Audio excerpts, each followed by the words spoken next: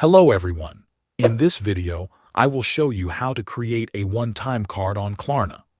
To create a one-time card on Klarna, start by opening the Klarna app on your phone. Once the app opens, look at the bottom menu and tap on the Wallet section. This is where Klarna keeps your payment options and virtual cards.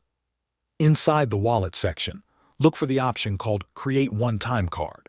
You may see options for online or in-store use. Tap on the option that matches how you want to shop. After that, enter the total amount you want to spend. Make sure it's accurate. Klarna will automatically generate a virtual one-time card for you.